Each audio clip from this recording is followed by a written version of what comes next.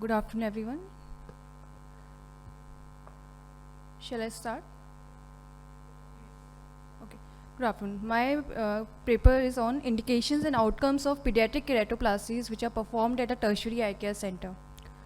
So we evaluated the patient's characteristics, the indications, the outcomes of a pediatric corneal transplant which were done at a tertiary eye care center in North India. A retrospective analysis of all the records of the patient of less than equal to 16 years who underwent keratoplasty, either lamellar or penetrating, was done between January 2019 and December 2021. 85 patients were analyzed, of which 12 were excluded, as their follow-up period was less than 8 months, and patient medical record, history, the clinical examination, the outcomes of keratoplasties of each patient were gathered, and their outcomes on the follow-up visit of first day, the 7th day, the 30th, 60th, and the 128th day was recorded. So this is a photograph of a pre and post-op photograph of a case of congenital corneal opacity with congenital glaucoma. So graft success was defined as a clear graft on slit lamp examination that was noted on the last follow-up visit. And graft failure was defined as an irreversible loss of graft clarity on slit lamp examination, and the date of onset of the corneal clouding was taken as a point of the loss of time point of graft failure. So we evaluated 73 patients, 73 eyes of 69 patients, and this is the age-wise distribution of the patients. 41 were male, 32 were female. The mean age of the patients was 8.9 years, and mean follow-up duration was 12 months. This is the age-wise distribution of the patients and success rate, which was according to the age of distribution. So similar success rate was seen in almost all the age groups. This is the distribution of cases according to the indications. So the congenital corneal opacity accounted for 27% of the total cases. Acquired non-infective causes accounted for around 41% of the total cases, and acquired infective causes accounted for 32% of the total cases.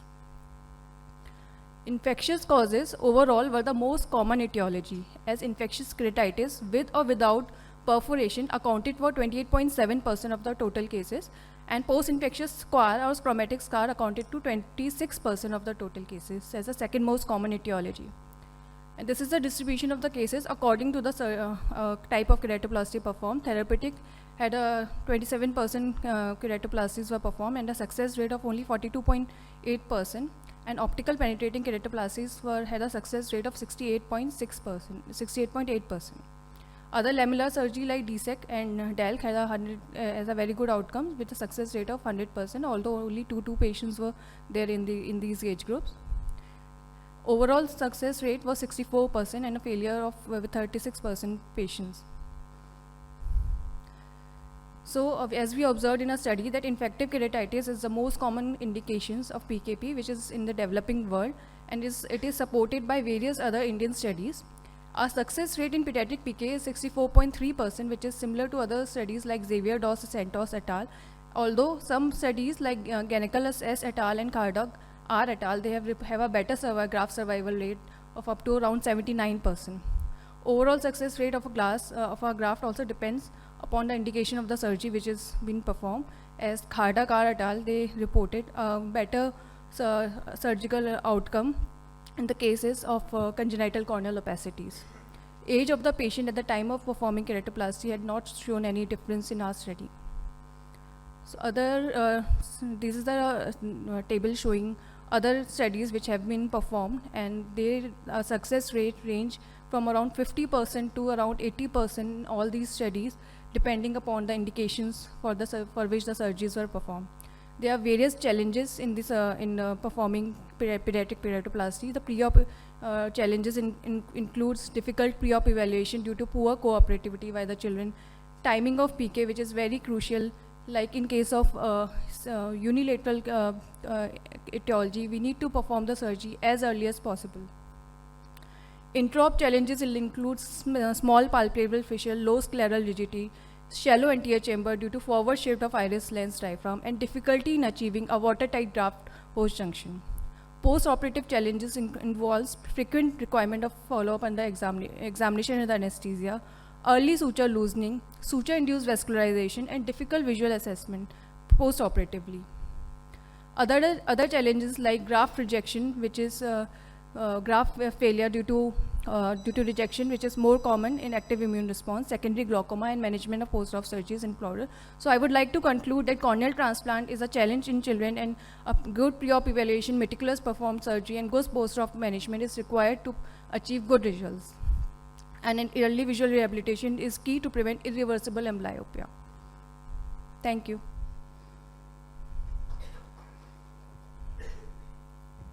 Okay, thank you, Sonal. A lovely presentation.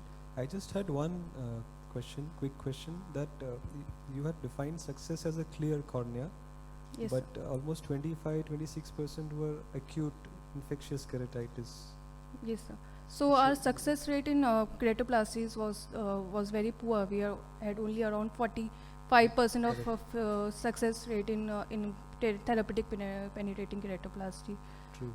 So, but that's what I just, my personal comment would be that maybe if you do not define, because we know that those therapeutic grafts will definitely not have a clear outcome anyways. So maybe if you filter that out, maybe your success rate may go higher as well. Yeah. So for the optical keratoplasties, we had a success rate of around 68.7%, which was almost similar to various other studies. So you had a few patients where bilateral PK was done, right? Yes, ma'am. Was there any particular time period between the two eyes that you had decided on? We usually take a time period of 2 to 3 weeks when the other eye was to be performed, so as to prevent the development of amblyopia. So after first eye, we prefer to perform the surgery within next 2 to 3 weeks. I'm not very clear. What is the most common reason for failure? Is it rejection in your series, or was it because, have you compared the pre-operative glaucoma patients, like for example Peter's sclerocornea versus post-operative success rate? Will there not be a better way of judging your results based on the risk factors or ocular comorbidities? Ma'am, according to the etiologies, yes, we defined it. We had a different success rate in different pathologies. Like in infective cases, we had a poor success rate, while in corneal opacities and congenital corneal opacities, the success rate was much higher, which was around 20% difference. It was 68.6%. So we had a different success rate but the overall success rate we defined as a mean in the common. So in all bilateral cases, you went ahead and did bilateral surgery, or did you look for or pay importance to the fact that the child might be seeing better in one eye, maybe ambulant through one eye, either by history from the parents or by personal observation, and delay the surgery in that eye? Ma'am, our usual preference was to, like in bilateral cases, Always do a bilateral surgery. to go as early as possible for the next eye, so as to prevent. It's one way of thinking, but it's not as though the operated eye will start seeing immediately very well and push the other eye into amblyopia. Sometimes it's equally prudent not to touch the other eye if the patient is ambulant with it. If it's equally bad, then it's a different story. Small suggestion to you: you spent the last penultimate couple of slides showing all the problems in pediatric PK, like low scleral rigidity, need for flaring and scleral collapse, and small palpebral fissure. So these are not findings from your study. So when you're enlisting these, it will be good to tell us what was the percentage by which you encountered all these, and how does that compare with literature, because otherwise it becomes a talk and not a paper. That's just a gentle suggestion. Okay. Anyway, thanks a lot. Thank you, ma'am. Thanks a lot.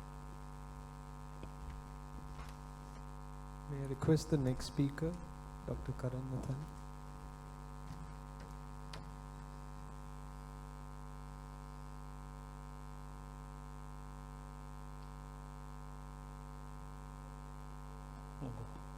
So shall I start? Yeah.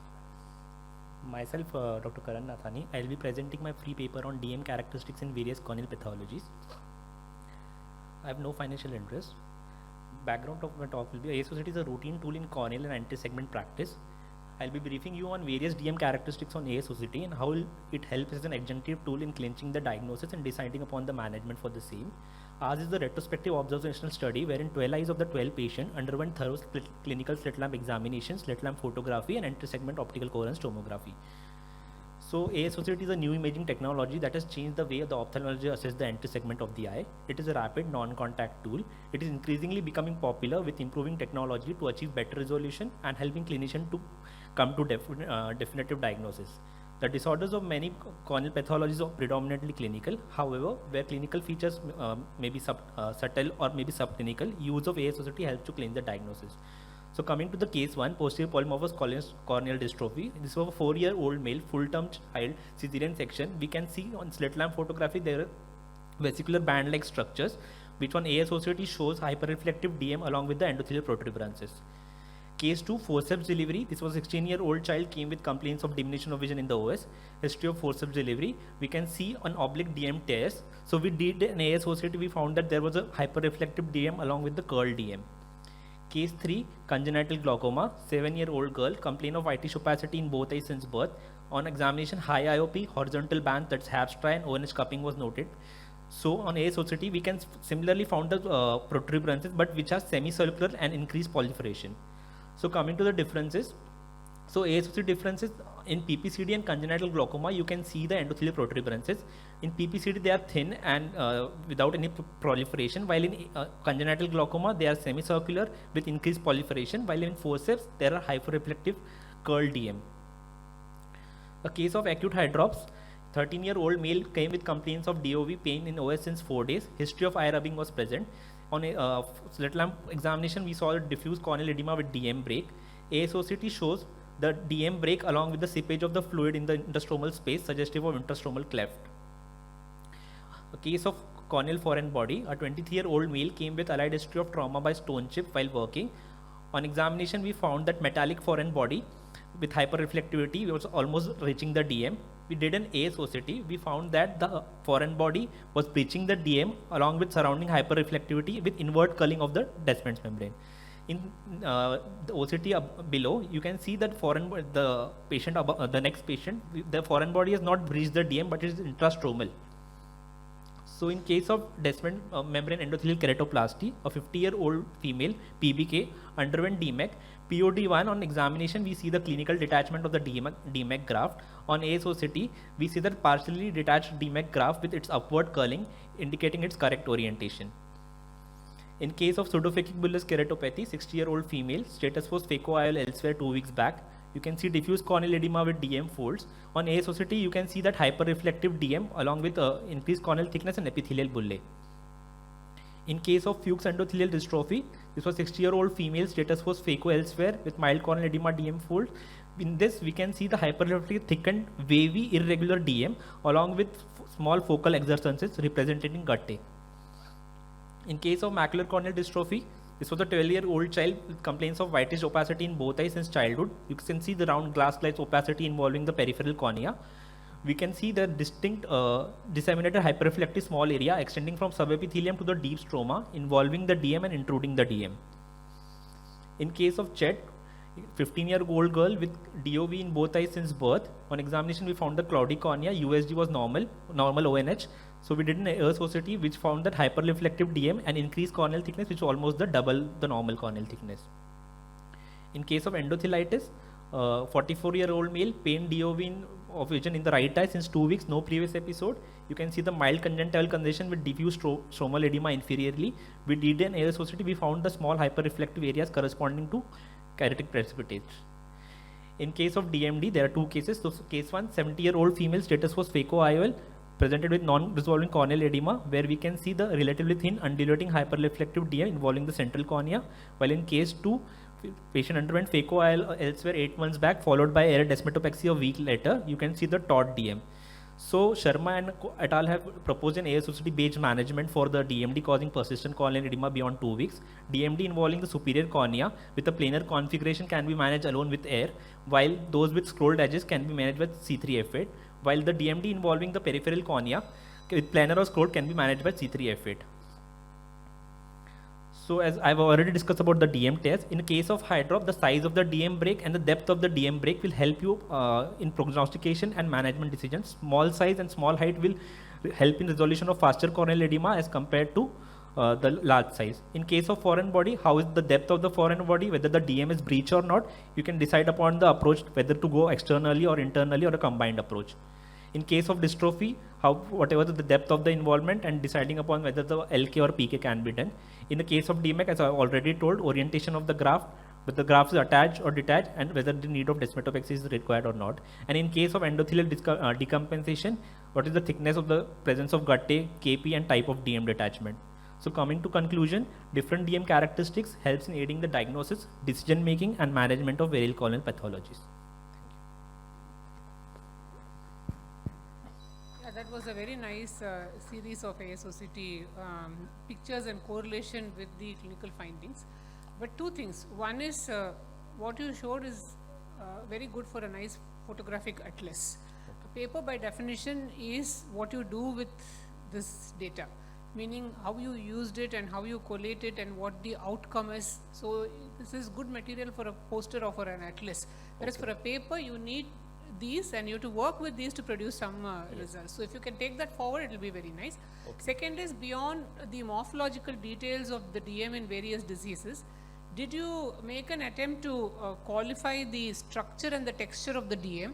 Did you make an effort to measure it out to see prognostic differences? For example, there are diseases where Duas layer is involved versus Duas layer is not involved. Eye drops, we know only when it involves Duas layer, does the percolation of the fluid happen. Fuchs endothelial dystrophy, if you have a doubt, you can do ASOCT there. Even if you don't see a clinical Fuchs, the thickness of the pre-decimetic layer and the alteration in the texture may lead you up to a diagnosis. There's just two case examples that I'm telling you. So besides showing that, DM looks like this way in this disease, have you made any attempt at quantification or qualification of the DM or the layer above it? In case of DMD only, and in case of hydrops, we found out that it has faster resolution, like the size and depth of the DM in case of hydrops will help you in managing the resolution of corneal edema, like small breaks and small height help in faster resolution by C3F8 as compared to the big. So Karan, I think that was nicely documented. I have 2 points to make. Point number 1 is an extension of what Dr. Radhika said, that many of the conditions that you highlighted are probably those that required surgery, isn't it? Yes, ma'am. The dystrophy, most of them look like they were the post corneal decompensation. So if you had a histopathology of the surgical specimen, it would have been much easier for us to correlate what you're seeing into, because the information that you're given is already available in literature in some form. Yes. You have put them all together nicely. That's to be appreciated. But if I have to take it to the next level of trying to correlate it with what I am seeing clinically and on OCT, I probably need some other form, either if you have injected air, say for example in your hydropsies, you have 2 different DM separations that we saw in one of the patients. So one is taut. So obviously if you have done any intervention in that case, how differently does that layer behave in terms of reattachment as compared to the other one which has a scroll? So these are some things you should correlate either with the management that you have done in the form of intervention or in the form of a surgery that you have done in the form of a histopathology. That would have added lot more value to the paper. Okay. Sure, I think you look forward to your talk in the next Keracon Yes. with the histopath and other details. Yes. I had just one a question, that which OCT did you use? Heidelberg. The Heidelberg. Spectralis. So is there any correlation of using any other OCT, or is it better, or do you have any experience just to share? No, sir. It was purely with the Heidelberg. Yes. Okay. Thank you. Thank you, sir.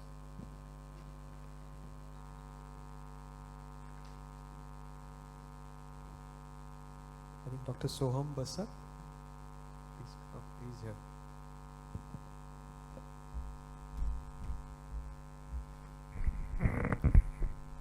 A very good afternoon, everyone.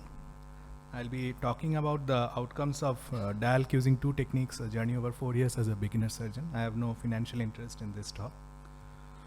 So as we all know, DALC is used to treat stromal pathologies with a relatively normal corneal endothelium. The common indications are keratoconus, stromal dystrophies, and corneal scars. And the 2 common techniques used are manual dissection and a big bubble dissection. The surgical aim is to either bear the descent or get as close to it. So the purpose of this study was to compare the outcomes of both the techniques, the manual or M-DALC versus a big bubble or a BB-DALC, by a single surgeon over 4 years, especially in the beginning years. So all patients who underwent DALC between January of 2017 to July of 2021 was included, with a minimum of 3 months of follow-up. DALC done for infective keratitis was not included. They were grouped based on the technique, and the outcome measures were demographics, indications, visual acuity, and complications. So manual DALK, usually the groove and dissect or the groove and peel technique was done, which is a completely blunt dissection technique. And in cases of failed big bubble DALK, a layer by layer dissection was performed. A big bubble DALK, I used a 30 gauge needle initially and later on shifted to a 27 gauge needle injection. No specialized cannula was used. So 88 eyes of 72 patients were included, 52 in the manual and 36 in the big bubble group. 16 patients had both eyes operated and 7 patients had one eye in each groups. 5 eyes had failed big bubble attempt and were converted to manual DALK, and they were grouped in the manual group for the subsequent statistical calculations. Age group and gender distribution was not different, clinically significantly not different between the two groups, and age range was between 10 to 56 and 10 to 62 in both the groups.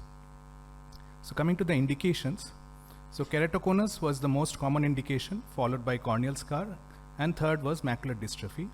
Other dystrophies made was the last indications. Again, if you look at the p-values between the two groups, there was no statistical difference. So these are some of the outcomes. This is keratoconus big bubble DALK, manual DALK in keratoconus. This is LSCD with corneal scar manual technique.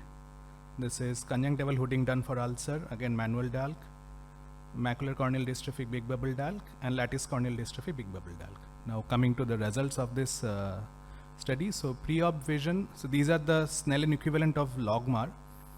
So in the manual DALK it was 684 improving to 624 and 615 after suture removal, and in the big bubble group it improved from 6/67 again to 615 after suture removal.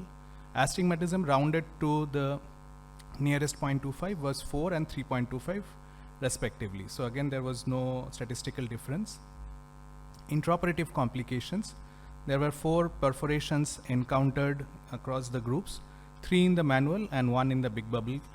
2 had to be converted to PK, 1 in each group, and the other 2 could be rescued and completed as DALK. The commonest postoperative complication was loosening of sutures, especially in eyes with keratoconus, and double anterior chamber was noted in 2 eyes, 1 in each group. Graft survival at 1 year follow-up was 96% in manual and 97% in the big bubble group. Graft infections, there were 4 total, 3 in the manual group and 1 in the big bubble group. 1 required an urgent therapeutic keratoplasty with good recovery. The other 3 were managed, managed medically, 1 led to graft failure and another was lost to follow-up. This is a case of double anterior chamber in macular dystrophy, which resolved well with air injection. And this is the case of interface infection, which had to be an emergency TPK was done.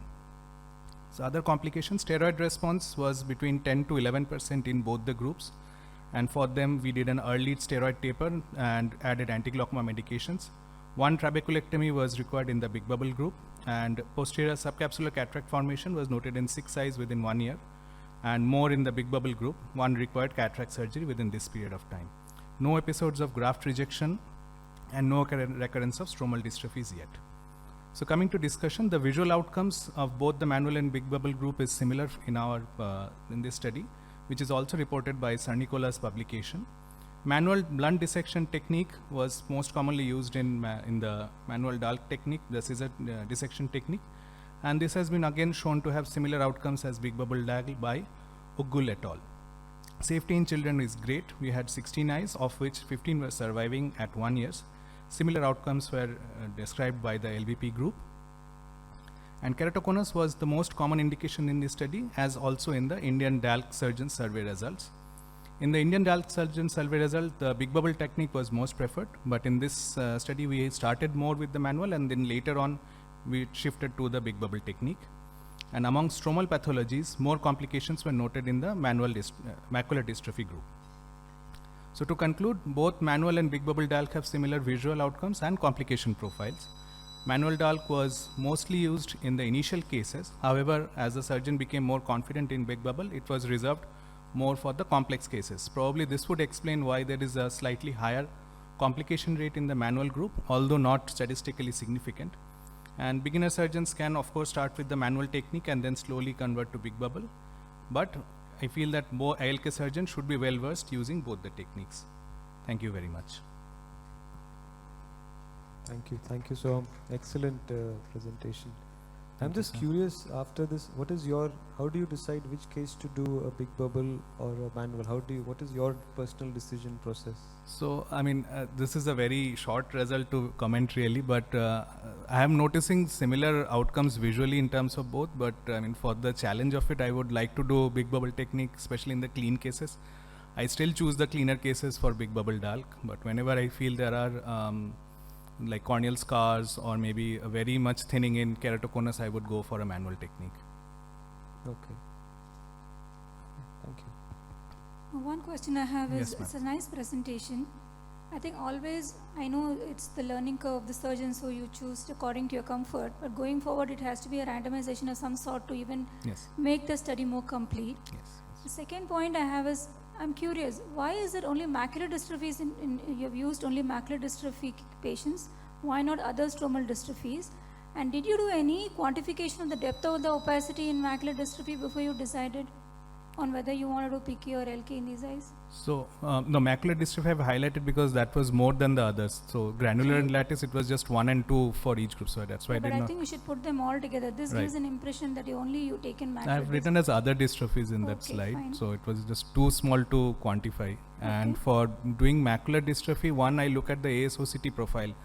So, if there's a big involvement of the Descemet membrane, I would go for a PKP in those cases. And sometimes it is actually possible to image the endothelium from the sides from a relatively clearer area. So, if I'm getting good specular counts from those, then I would go for a DALK. Otherwise, I'll go for a penetrating keratoplasty. And now that you have a good amount of experience, what will be your preferred choice, big bubble or manual dissection? So, clean cases, I would go for a big bubble DALK. In a dystrophy patient, in a macular dystrophy. Macular dystrophy, again, I would go for a manual dissection. Yeah. And about the perforations that you said, 2 of them, I think, what were the 2 perforations that did not require intervention? So those were the peripheral perforations. The video I showed that I could rescue. That was a macular dystrophy case which I was dissecting. It was actually a failed big bubble attempt, then converted to manual dissection technique at a peripheral perforation. I could rescue it. Another was in a scar. Rescue as in, how did you rescue it? So Meaning- a fibrin glue immediately. That's what I want. Yes. So both of them. Another was also a peripheral scar. So while dissecting near the scar area, a part of it gave way. Again, with fibrin glue, I could rescue Okay. that. In continuation with the discussion on macular dystrophy, Yes, ma'am. one input would be that here again, like we were telling Karan, the ASOCT can help in looking at the texture of the decimates also sometimes, Yes, ma'am. that the opacity physically reaching there or not. Besides that, the texture of the decimates may be an indicator whether there is endothelial involvement or not. And here is one condition where more than the specular, the slit lamp examination works better, because you can bypass those opacities, you can look for the gut data, and then you may Yes, ma'am. sometimes see them. My question to you is that, I don't know whether I missed it, but did you take into account interface clarity or haze also as an outcome measure No. between the 2 procedures? No, I have not taken. I have not Personally, looked what at has it. been your rough experience without any calculation? Interface haze has been the same in both types of procedures, or For the, keratoconus, it big has been the bubble, same. works better in terms of interface haze? No, it depends on the indication, ma'am. For keratoconus, it has been the same, but for scars and dystrophies, like macular dystrophy again, like there is more haze in the manual technique. And that is inherent to the With the- for the original indica- problem also. Last yes. question, did you take any healed high drops case in either of the groups? Healed hydros manual, I have not mentioned. In the manual dissection, there are few cases in the Okay, I cohort. think the next paper is also yours. Right, ma'am.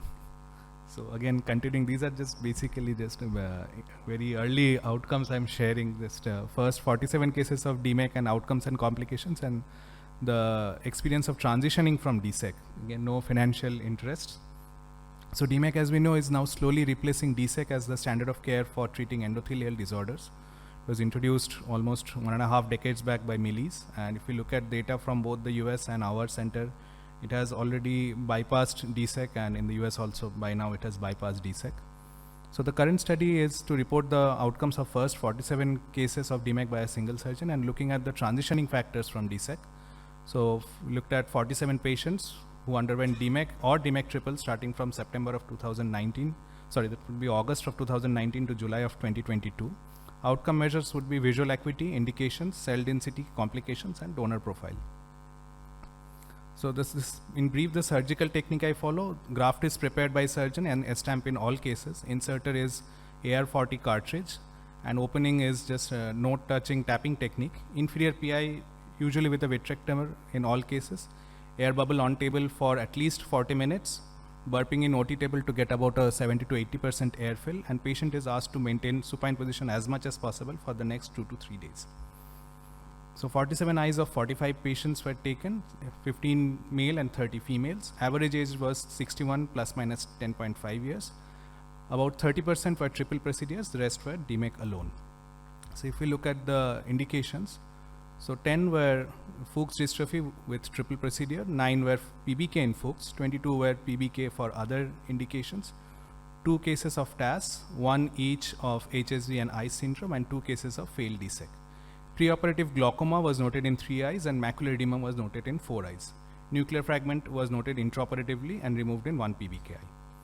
So coming to the visual acuity, it improved from logMAR 1.57 to logMAR of 0.28 and is maintaining at 0.30 at 1 and 2 years of follow-up respectively. And limiting factors for visual recovery was due to stromal scarring, glaucoma, and retinal pathology. So these are few examples of PBK in Fuchs and cataract. This is in eye syndrome, and this is in HSV endothelitis. So cell density, starting off, the average donor cell count was 2665, and the average donor age was between 63 plus minus 5 years. And the endothelial cell loss percentage at 3 months was 22.4%, at 6 months about 25%, and at 1 year and 2 years it is 35 and 39% respectively. Complications, graft detachment was noted in 7 eyes, rebubbling was required in 3 cases and twice in 1 eye. The others were resolved spontaneously. No instance of graft loss during donor preparation. 1 case of pupillary block, and the chamber was reformed in the OT on day 3. 2 cases of graft extrusion during injection, which could be fortunately rescued from the conjunctival cul-de-sac. 2 episodes of rejections were noted. No graft failure till the last follow-up. Preoperatively, 4 CMEs were identified and were given simultaneously posterior subtenon Skinacort injection during surgery. And postoperatively, CME was noted in 3 eyes, 2 required injections, and 1 resolved with NSAID drops alone. Postoperative glaucoma was detected in 2 eyes and started on anti-glaucoma drops. Now coming to the transition of DSEC. So if you look at the data between August of 19 to December 19, it was almost equal figures. Then once the pandemic hit, again I went back to doing DSEC. It was more in favor of DSEC. 2021 again slowly DMEC is increasing, and then from this year onwards again it's mostly DMEC. So there was a temporary slowdown due to the lockdown because of lack of backup tissues, and so I was going with a more comfortable technique. And the indications, again there is a lot of difference between the DMEC and DSEC performed in this last 3.5 years. So Fuchs dystrophy with triple, entirely everything was done as a DMEC. Looking at PBK in Fuchs, again mostly DMEC. PBK alone for other indications, it's a more or less equal figure. Same for TAS, HSV and eye syndrome. Failed DK, again similar features. Now failed PK, mostly these are therapeutic PKs which are being visually rehabilitated. Again this would be mostly DSEC. The distribution between triple procedure and EK, again not significant statistically. So there is good visual outcome as a learner compared to other initial experiences as reported by Dr. Pineda's group and also our group 5 years back. And also the no graft loss was again reported by Pereira et al. Graft detachment matched those from again internationally and also from the Indian surgeons. And however, this is one thing we noted is that there is more missed follow-ups than usual in the 2020 and 2021 years. So how to ease the transition from DSEC to DMEC. So this is humble tips from a beginner. So wet lab sessions are very important. Be confident with DSEC before starting out DMEC. Definitely it's a good mental piece to have backup tissues, and also important to have a fairly good surgical volume to avoid long gaps between surgeries. Having a senior surgeon or mentor in the same hospital is a big plus. Otherwise, spend a few days with an expert in observation, and of course start with easier cases. Thank you very much.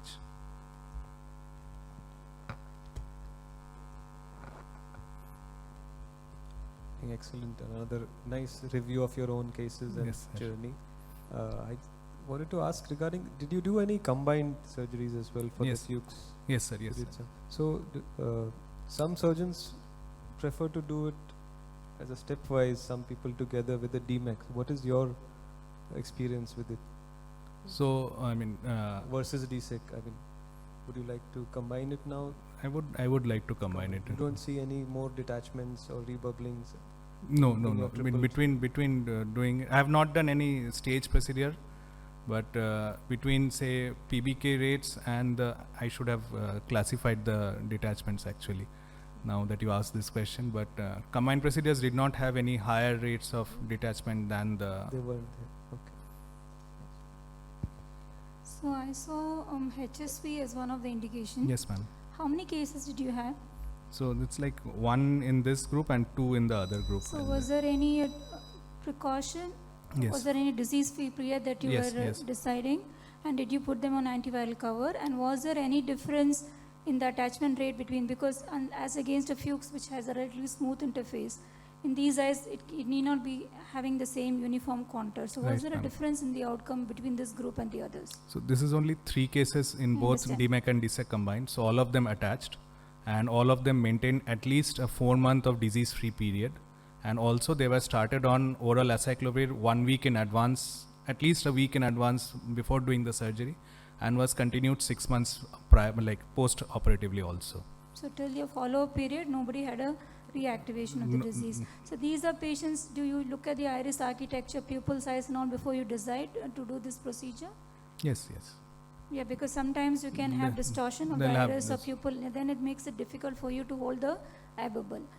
The other question is about the DM scoring. When I saw some of the patients were of regrafts, and so is there a particular way, or did you have any practical difficulty in these eyes? So for the DSEC regrafts, the only thing is sometimes they form this membrane which reaches all the way to the angle. So that you have to be very gentle, otherwise it can cause an iris bleeding from there also, iridodialysis and some bleeds from there. So that you have to be very careful. And scoring, usually for those DSEC regrafts, I would go slightly bigger scoring. Normally I would do a 0.5 more on all the sides, but for these I would go maybe 0.75 millimeters more. Was there any rejection at all in this? Rejection, there were 2 cases, no graft failure yet. Did they reverse? Yes, both of them reversed with. Yeah, a very nice review actually, nice and honest review. Thank you. ma'am. So, since you had a diverse set of indications, including the HSV, did you take any aqueous samples from suspected cases?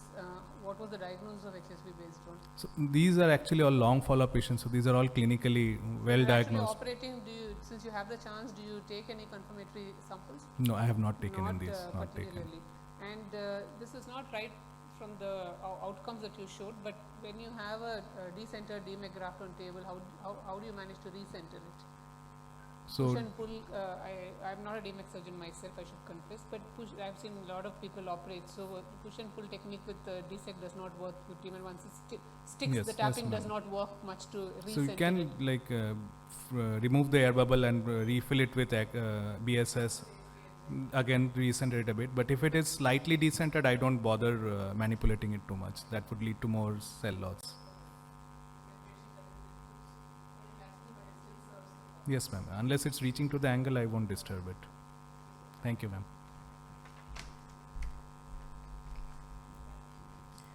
Good afternoon, everyone. I'll be presenting a small paper on the effect of manual peripheral fashioning of donor in large diameter DALCs. I do not have any financial disclosures. So the purpose of this study is to just discuss the fact that in advanced ectasia, when we have to take large diameter DALC, often the peripheral stroma may be retained by the surgeon to some extent to prevent perforation during the manual dissections.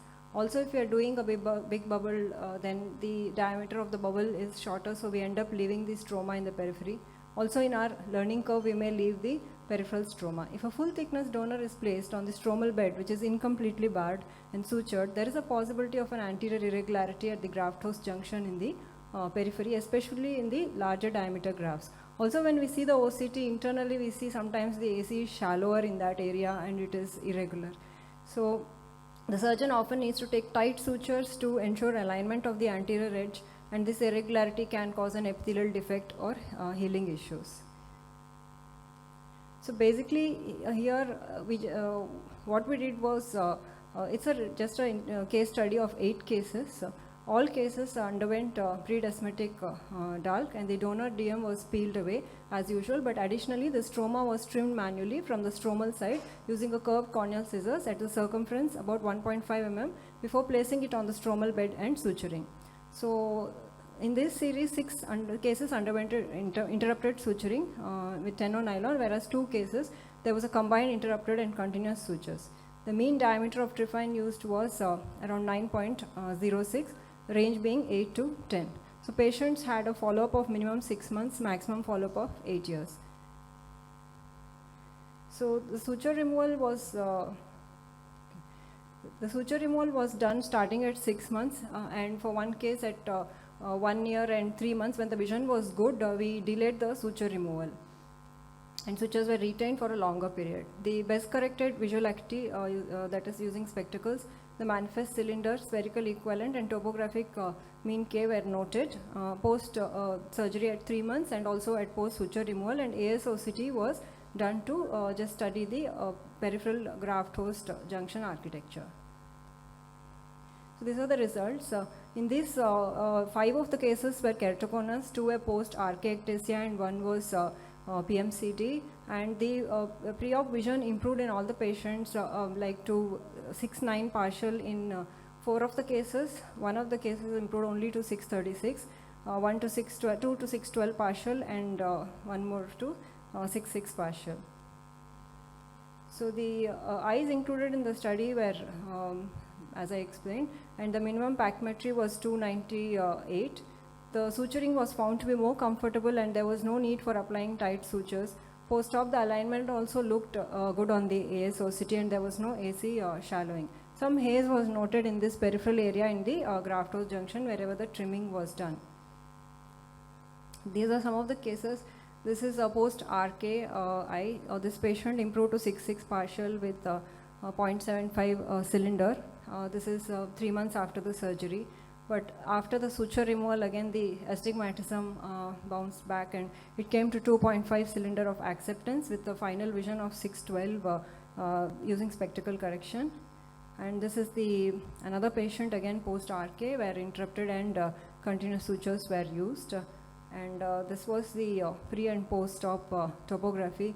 This was the graft host junction in the ASOCT in the first week after the surgery. So this is again keratoconus case. What was noted was there was a smoother contour internally as well as anteriorly, and none of these patients, the ectasias recurred in the follow-up period. So this is again keratoconus. So these are, and some haze was noted in the periphery. So maybe reducing the donor thickness in the periphery can be an option in such cases when we do large diameter grafting. Now I know this is actually I didn't expect the study to get accepted, just it's my own doubt how to deal with the periphery. So the shortcomings are, it's not a comparative study, and there's a lot of variations in terms of the etiology, even the suturing and even the diameter. Just I wanted the panel members and all to opine how they deal with such cases. And in the literature what I found was that these 3 approaches, one is the tuck-in lamellar keratoplasty, as we know. There also they trim the periphery and they tuck it in. Again, it does help in the peripheral architecture. And we have seen Dr. Fogla use a microkeratome on the donor so that it snugly fits in the periphery. And again, Malk technique, where the microkeratome is used for donor and recipient, and there is a cut made in the deeper stroma in the side so that the donor will snugly sit in. Even after suture removal, it doesn't bounce back and cause astigmates. Thank you. That's a very nice concept. I think I have seen a version of this from you earlier sometime. It kind of, in some other context, sounds vaguely familiar to me, as presented by you sometime. Not exactly this, but something similar. So I think it's a very nice idea, because there's a bevel nicely formed and that goes and sits over there, and therefore the peripheral contour becomes a little smoother and not jutting out or uneven as it would otherwise be. So I intuitively feel that there could be one important advantage to this, which is avoiding decimus detachment or formation of double anterior chamber, because quite often it is the peripheral mismatch that leads to separation of the host and the graft. So have you seen that? You've not mentioned that as a positive outcome in your limited series. So I would feel that the periphery being snug will prevent the layers from Yes. detaching. Yes, ma'am. Have you seen that? Actually, in another context, that was the case presented. That was a variation of mushroom keratoplasty. There, actually, this comes very handy. This comes very handy. So there, we used to put air initially to oppose the two surfaces. Now with this, that is not needed. It nicely fuses. But I don't know what happens to the keratometry. Does it make it very irregular? Because it is manual, it can get thinner also. So just on the deeper side.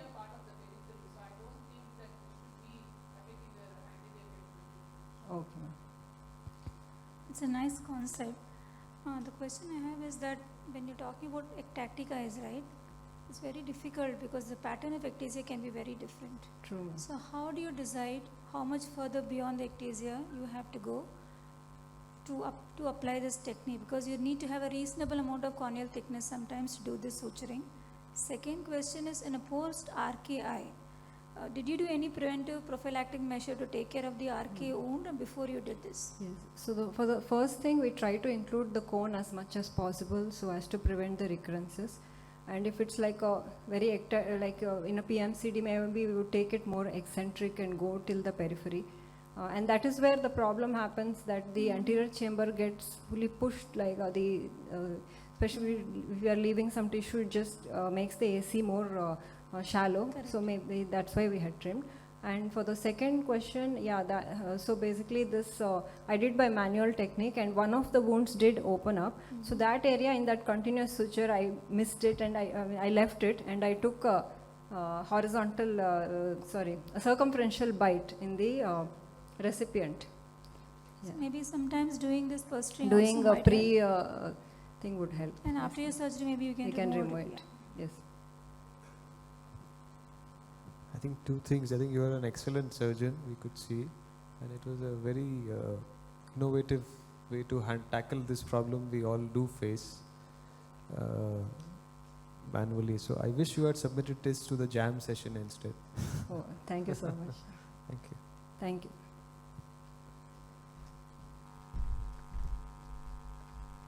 Good afternoon.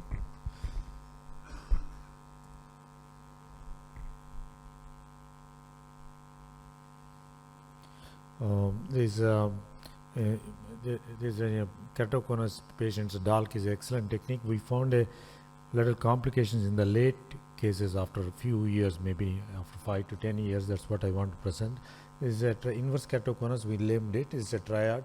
One is central flattening, and you see a associated thinning at that area, and a subepithelial stromal haze. You find it. So this is how it looks like after 5 to 10 years after the DALK. And in slit lamp you see a slit lamp, or OCT you see a haze, subepithelial haze. It's extending to stroma, and it will be central or it can be paracentral. This is the keratoconus pre-op, and the post-op patients are very happy, and after some time, maybe after 5 to 10 years, the vision start dropping, and you see a flattened area in the center. And it's quite common. It's not very rare complication if you look at regular topographies. And you see here it's gone to 38, and you see here 37, K reading 33, and the stromal thickness 400.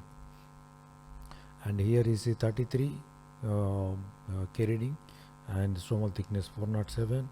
And in many cases, sometimes it will be central, even 26 K reading, flat K, and 420 Paki from 500. And these are the few more cases, progressive after the surgery and after a few years. And it's sometimes it is inferior, and most of the times it's paracentral or central. And this is a progressive over a period of 6 years. Started with the keratoconus, nice vision, good vision, and then start dropping. You cannot stop it once it starts. And the same with the pentacam, also 373 Pachymy in the center, from somewhere around 500, 391, dropping down. And even in OCT, first it starts with subepithelial, then it goes to a little bit stromal, you can see flattening, and goes deep stromal, the haze associated with flattening.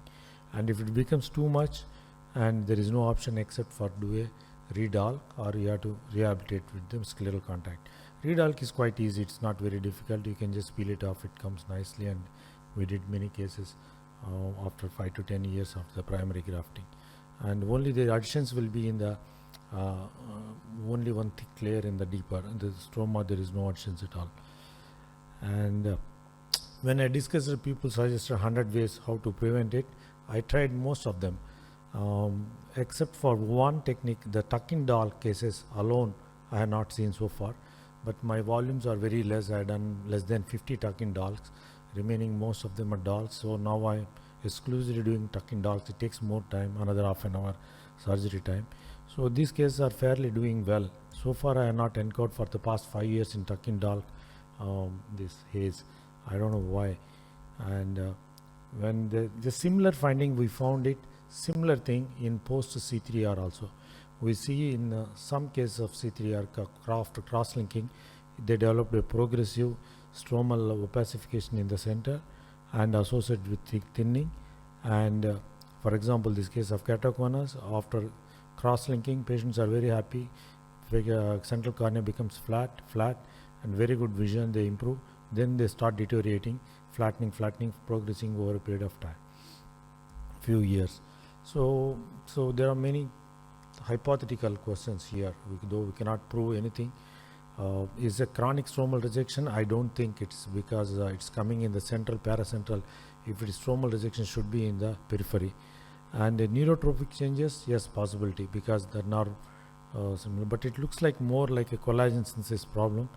And right now, because this defective keratocyte is not laying down collagen, the collagen getting turned over and it's becoming defective, so opacification and one. So it leaves a lot of questions. So it became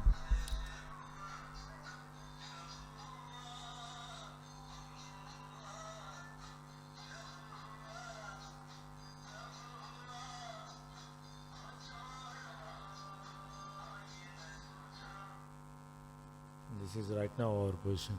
Thank you very much.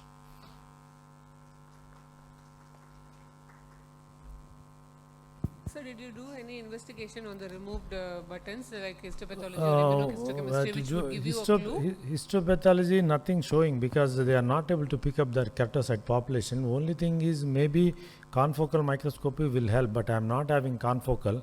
And once the opacification comes, even confocal is very easy to say, but it's very difficult to interpret. Clear cornea is okay, little bit opacified, fibrosis, very difficult. I sent to some centers who are having confocal, they are not able to see any structures clearly. Not flattening is not due to secondary to scarring, it is due to thinning. Just like PRK, that the collagen disappears there. And what is opacification is a deranged collagen. That's changed its architecture to a different. It's very interesting. Just that I am just curious to know, clinically from your OCT, obviously there is no recurrence of keratoconus in the periphery. No. But yeah, some amount of flattening can come if there is a steepening, but that does not seem to be the cause, but not the scarring. Yeah, we had that question initially, whether it's a peripheral steepening producing artificial flattening. It is a relative. One area is a total sum of the powers are the same in the cornea. Overall power of the cornea is the same. So the problem here, what we found is that there is a progressive thinning. So that came to the point, the flattening is due to thinning, not due to the peripheral steepening. But the images produces peripheral steepening in topography, because when your flattening is happening, automatically it's only relative. Point to the point in the coordinates, it's relative. This other observation we are also seeing in extremely few cases over 10 years after cross-linking, where there is a thinning and flattening. Yes. Very few cases, but we have not very few. They are coming now. There's increasing. Nobody is scared to touch. We have done DALK in the recent 3 months. We did post C3R flattening. even perforated, and we did DALK PKs, they are coming. So I'm just curious, this is specific to DALK in keratoconus. Because the problem is, for the past 20 years, most of our cases are DALK. PKP Okay. are very rare. There's no, you haven't Maybe seen any, PKP cases are there, I'm not sure, because I see. we don't have so many volumes of PKP. Okay. So had these cases undergone C3R here, this Pardon? side, this. Yeah. Had these cases undergone C3R before? No. I mean, how many cases did you see like that? See, the percentage is very difficult to say, but we are careful calculating. It's depending upon the years. If you look at 3 years, somewhere around 15 to 20%. 5 years, I am of the opinion up to 30%. 7 to 8 years, almost 60% of cases, if you carefully look for the finding. But sometimes patients don't complain of vision, they improve because post-operative K, if it is 48, if it is flattens, they become 44. They are very happy. The vision is better. No, why I asked you was there any common factor, like was there any pre-C3R run, or was there any No cases. These are virgin cases. Yeah, because it was quite similar to the C3R as you showed. Post C3R. Yes, both findings are matching. Nice, interesting. Thank you, sir. Thank you very much. I think we have the last speaker. Is she there? Dr. Varsha?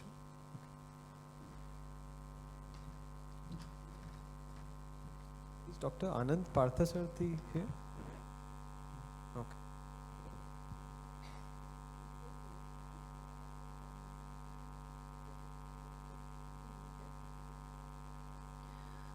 Good afternoon, everyone. I am Varsha from Shankar Netralaya, and I will be presenting my paper on Dry Eye Smart App, Description of an Innovative Technology. I have nil financial interest to declare. A recently published retrospective longitudinal cohort on dry eye concluded that long-term effectiveness of the currently available dry eye treatment is unknown, and this is largely due to the lack of a validated or uniformly agreed upon objective parameter to assess dry eye severity over time. Several other prominent studies over the years have iterated the same lacunae, including the Tifos Deuce 2. DED is probably the most overdiagnosed, overtreated, and overhyped of the conditions seen by an ophthalmologist, but unfortunately the most underdocumented. The questions we need to ask ourselves with respect to the existing systems, if any, are about the current lacunae in our documentation and diagnostic reporting, which brings us to the biggest unmet need of dry eye disease, being lack of uniform reporting system, which can lead to various issues as mentioned. With this background, with a combination of technology on one hand and clinical expertise, experience, and literature support on the other, Ocular Surface Clinic has conceptualized, designed, developed, and copyrighted Ocular Surface Portal, the first of its kind, with Dry Eye module being the first module launched. In my presentation, I will describe and highlight the features of this app. DEM falls beyond the realms of artificial intelligence, as diagnosis cannot be arrived upon from a single picture. Rather, it's an artificial intelligence program that collects, understands, and acts on the data provided, translating it into actionable information based on the published diagnostic algorithms, and produces a seamless output of desired diagnostic information. Of all the investigations available, the team zeroed in on Schirmer's 1 and TBUT to diagnose ATD and MGD respectively. As listed, in addition, corneal staining is a must, and slit lamp, Schirmer's, and fluorescent strip being the mandatory equipments to be able to use the app. Indications are many and include all symptomatic patients, diagnosed Sjogren's patients symptomatic or not, those with corneal staining, Schirmer's 1 less than 10, and for the research purpose. The sequence of the testing is as highlighted here. The app consists of 9 panels, first being the history that has 37 questions, symptom scoring based on the DEQ-5 questionnaire, dry eye mimics, a detailed dry eye examination panel that collects information regarding eyelids, blinks, conjunctival, and corneal parameters relevant to the dry eye, producing a schematic illustration as shown here. The diagnostic panel in the green is the most important and the mandatory panel that requires the values of Schirmer's 1 wetting, TBUT, and corneal staining to be entered to generate a dry eye diagnostic report, which characterizes ATD as Sjogren's or non-Sjogren's, symptomatic or not, preclinical or otherwise, mild, moderate, and severe, and MGD as hypo or altered secretory, symptomatic or not, with or without associated inflammation, and primary or secondary based on the data fed. In addition to characterizing the type and the subcategory of the DED, it also highlights the contributory factors like an elderly female with a thyroid disorder.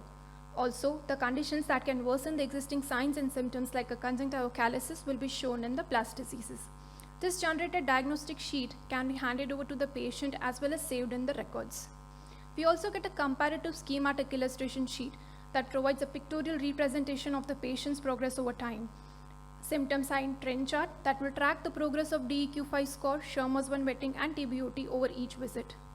Cornea Rheumat Interface panel that helps generate a customized referral letter to the rheumatologist in relevant cases, capturing all the relevant ophthalmological data that needs to be shared with them and requesting for a similar feedback with respect to the underlying disease, diagnosis and activity. The prescription sheet, which is similar to any other electronic record, though the app has certain disease-specific preloaded templates that you can choose from. The app also has an advanced investigation panel that will record output from the newer diagnostic tools like the keratograph and others and documents tear osmolarity, TMH, non-invasive breakup time, lipid layer thickness, meibography, meibum assessment, and generates an all-encompassing report. So from the onset, the app has docked around 1300 patients with 1025 belonging to SN. This is the SN data of the various parameters that can be obtained from the application, making the analysis of the studies much simpler and providing at a glance an overview of the dry eye parameters. The benefits of the app, they are manifold. It's a useful tool for both the general and a specialized ophthalmologist. It bridges the gap of unmet need by streamlining evaluation, uniform reporting, exploring the possibilities of collaboration, and providing a platform to collect unprecedented multicentric data. The features of the app that the users must be aware of are that it's a HIPAA-compliant, standalone web-based application, not available on Android or iPhone Play Store, not phone compatible. It ensures patient confidentiality. The host branding is minimal and only towards troubleshooting. The decision to share any data is entirely individual dependent only with the permission of the user. The proposed subscription module is currently exempt from any charge and the amount of time spent to enter the data is approximately 5 minutes per patient. This slide summarizes the app in a nutshell. The particular sequence of investigation followed is highlighted to the left. 9 panels in orange requiring data entry to generate 6 output sheets shown here in blue. App can be accessed for registration at ocularsurfaceportal.in. To summarize, we believe that it's a highly useful app providing consistency to documentation across follow-ups and amongst colleagues and is an effective means of communication with the patient, colleagues, and rheumatologist. We acknowledge our technology partner HNS and our already existing dry eye module users. I thank you all. Lovely, Varsha. Even though I'm familiar with it, I'm hearing about it in this much detail only now. Thank you. So, very nicely summarized. I have two quick questions for you. First is, why not also include basal tears? Why only reflex tears? Because sometimes we know that early dry eye itself can cause, since Schirmer seems to be one important, see, the more we become numerical, the more accurate our entries should be. The more subjective we are, then one or two fallacies here and there will get fudged by our other observations. So, since Schirmer plays a very important role in the first panel, why only without anesthetic? Why not basal Schirmer also, number one? And second is, I'm seeing of something else. So since it is dependent on these office tests, which we commonly use, as an appendage, the app will do well to give a guideline to the users as to how to do the tests also. As ophthalmologists, all of us know to do a Schirmer or a BUT and other tests, but you know that the amount of fluorescein instilled or the time after which we check, or how much we retract the eye to do a BUT, the methods employed will cause a lot of variation. So as an appendage, to relearn what we know already, the specifics of how each test should be performed in a short nutshell like user-friendly manner will also go towards refining the technique which the user uses to make the app much more foolproof is what I can think of. Ma'am, only Schirmer's one, because we have other in the history part and everything that will tell us about any emotional secretion, basal secretion, and if we want to do any other test. Yeah. Not do Schirmer one, but why not also Schirmer's include yeah. Schirmer with anesthetic, because reflex tearing can be ruled out in that.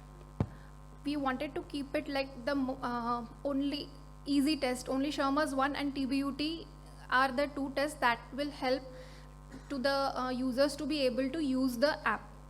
It's not that if we do Shermer's 2, you can enter it in the other panel, but it's not necessary, it's not mandatory. Shermer's 1 and TBUT and corneal staining, these are mandatory.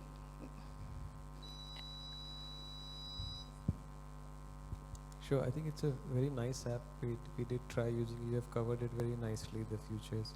And I think to answer Dr. Radhika's question, it does have a instruction mode, which I think I covered it in the last slide, that the sequence of the testing and how it should be done, it is described in the user manual in detail. This was just to summarize.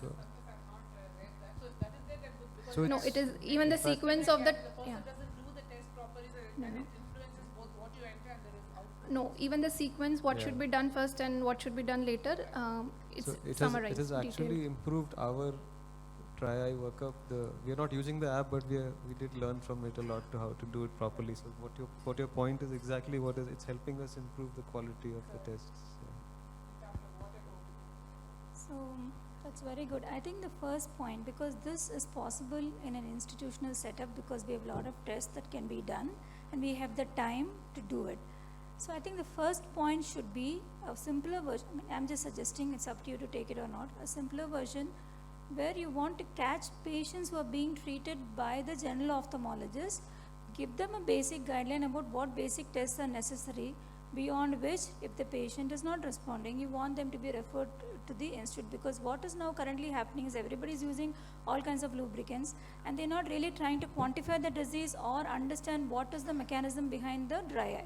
So if we get that, then you will have a lot more patients being referred to you, and where you can actually do this do the treatment in a more logical and sequential way. Because I'm sure you can't expect them to sit and do so many tests. They're not going to have the expertise at the time. So that is one of my suggestions. And the other thing is, I'm just curious, based on the treatment of the patient, is there anything that changes in the way we are only quantifying the disease here, right? No, ma'am. For your first question, ma'am, actually, it is a tool for a general ophthalmologist as well. It's not only for those who are in an institutional practice. An institutional practice does have an electronic record system, but this is a optional, a secondary where you don't have any EMR. So General, you have and that's why we only require Shermer's 1, And fluorescent fluorescent and TBUT. That's the 3 basic tests to be able to use the app. You do not require higher end tests to be able to use the app, and based on those 3 tests that can be performed by every general ophthalmologist, the app, based on the diagnosed algorithms, will tell you that the dry eye is a mixed type ATD or an MGD. Okay. As well as sometimes we forget about any contributory factors or any history Reminds part you to we've get missed. it. So Yeah. when this will automatically highlight that, like conjunctivocalysis is there and your Shermer's is still high. So that's a confounding factor. Yeah. So that will highlight all those and give you a report that you can objectively hand over to the patient, explain to the patient. It gives you a comparative chart in all the visits, so that if the patient is worsening or improving, in both the ways it's helpful, and it will be an objective parameter also, that you need a specific refill that because you're not improving, or this is how you are improving, so your treatment is working. Yes, ma'am.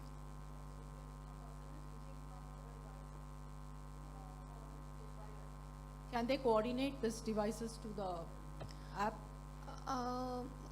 Ma'am, you For have example, data entry is manual. It can be from any devices. So Okay. it's not that that particular device is automatically synced in. The entry is, as I told, with the use, it's approximately 5 minutes it takes for a patient per visit. And how about you said that each visit can be compared with the previous and so forth. So does the app also have software to do it, or should you manually go back and check? Ma'am, when a particular patient is registered, every visit will come in that particular patient's 1, 2, 3, 4 like that. So when you go into the schematic comparative chart, yeah, so you just have to enter the date and time from the onset you want to compare till date, or in between second and fourth visit, first and fourth visit. So there are options, you just have to click. Yeah, it is a drop down box where you need to enter and then it will give you an output sheet. So why I asked you the question was, in this apps, in these machines, already we have the data where we can compare one to the next visit, right? You must be aware, like if I have knee but I can compare it how the patient is in the next visit. So why I asked you is, if you can coordinate your app with this sort of any device, then it would Okay. be more helpful. Okay, that's a good suggestion. Thank you. Thank you, ma'am.